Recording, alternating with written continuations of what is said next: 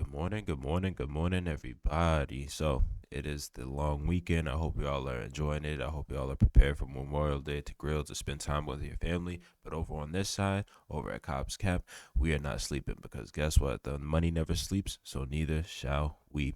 Last week we had a spectacular week. Nvidia. Record breaking earnings, basically $1 trillion company now. The stock went up 20%. And my Cobbs Cap members, oh, we caught that move. Not only did we catch that move, Friday was a nice trend day to the upside. It seems like we're finally breaking out of this month and a half long range to the upside. And we also caught that with various names. You can go check out the profits on my Twitter at it's Frank Cobbs. Now, away from this, everybody, we're going to look at SPY. We're going to look at some other names. And we're going to see what the market's going to be looking like headed into Tuesday. And we're going to have our levels set, prepared, and we're going to be ready to execute. So, first things first, swiftly. So typically I would have my hourly chart up, but because SPY is looking to break into a new 2022 range, I actually have up my 4-hour chart on it briefly. But before I get to that, SPY did close at a value of 420.02 on Friday, up $5.37 on the day, or 1.30%. So as you all see here, actually I'll drop it down to the hourly, then move to the 4-hour for you all. So move over. Moving over. Here we go. So if you all see this right here, 420.78 is where we peaked out. Not only did we peak out there one time, we peaked out there the Friday before on May 19th. It seems like Friday is always going to be a day we get close to this 420.78, 421 level. Now, if we can get above there, if we can get enough volume above there, if we start to see the bulls flowing in, if we start to see the call orders picking up, and we start to see the bids being bought up on the tape, well, guess what? Headed into Tuesday, above this 421 level, we do have a gap to fill, or we actually have room. I shouldn't say a gap, but we do have room into 425. That's why I have my 4-hour chart up. So 425, if I drop it back down, would officially put us into 2022 territory. August to be correct, August to be specific. So if you all see this right here, the last time we got over 420 in 2022, we actually peaked out around 425, 26. We actually started to sell off a bit. We started to see a little bit of profit taking. We started to see the bulls get exhausted just a bit. They pulled back into my micro EMA, so my 512 EMA cloud here, and this also shows confluence with my 9 EMA, this pink line, and then we boom push way up into highs, which established a new high for August. So again, 425 is that next level. And also one thing too, as you see over here, after we peaked out at the high, we also dipped down into 420.78, which also shows us that we have again another strong area of confluence for resistance above us here at 425 and 421. And then that's when we got back down. Also, last thing here too, we do know 420 is a strong level because this is where we actually pushed up one last time before immediately and subsequently sold off for good. So the next level I'm watching again is going to be this 425, which is going to be the high that we established here on August 11th. And then, of course, after that, we have a gap to fill into 431. Technically, you could say 435, but we're going to keep it conservative for now because, as you see, SPY isn't moving too crazy, up $5. So we're not expecting it to go up $10, $15, $20 just yet. So 431.73, this is going to be the high from August. And this August high is actually coming from Tuesday the 16th. And as you see, we peaked out at 431.73, which would basically be $432.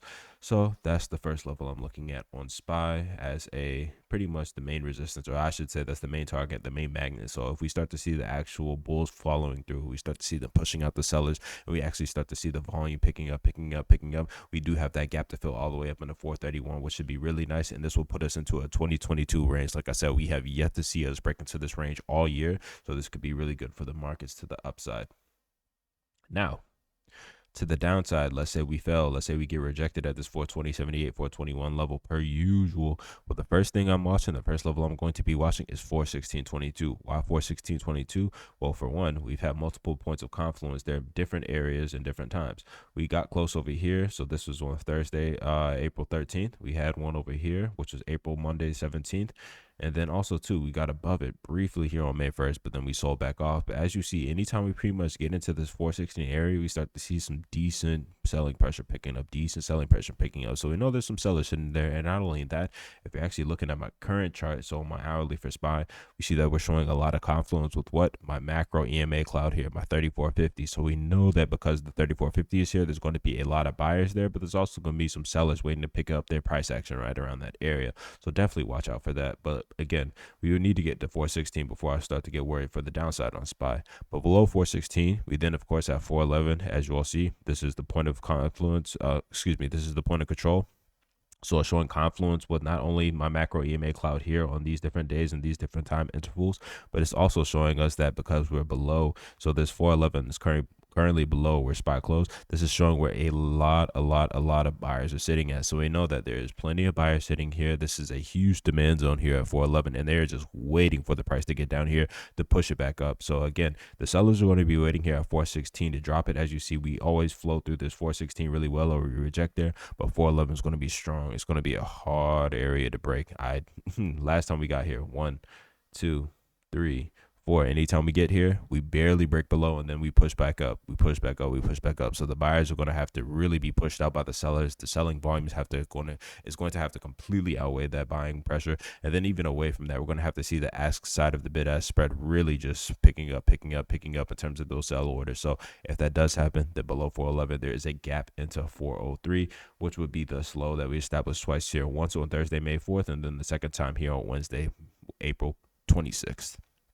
And that is the gap to fill to the downside. But again, sell side levels be 416. This confluence that I'm seeing here with my 3450 EMA, my macro EMA cloud here, 411 point of control, which again is showing where all the buyers are sitting. Remember, when the point of control, according to the VRVP, is sitting below the current price action, this is acting as a demand zone where buyers are sitting, not sellers, and it is the most buyers. It is so active right here. And then you just see that volume dry up right here. So we know it's a clean volume gap down into 403. So don't be surprised if we start heading south real soon. But again, we'll see what happens. Tuesday should be a great day, and honestly, next week should be a great week as we break out of this range. But altogether, we're prepared for the up and downside levels. Now you all have it, so all you have to do is execute. I did the hard work for you. All you have to do is plan properly, watch the market, set your alerts, execute, get paid. That's it. That's all you have to do. And I hope you enjoyed.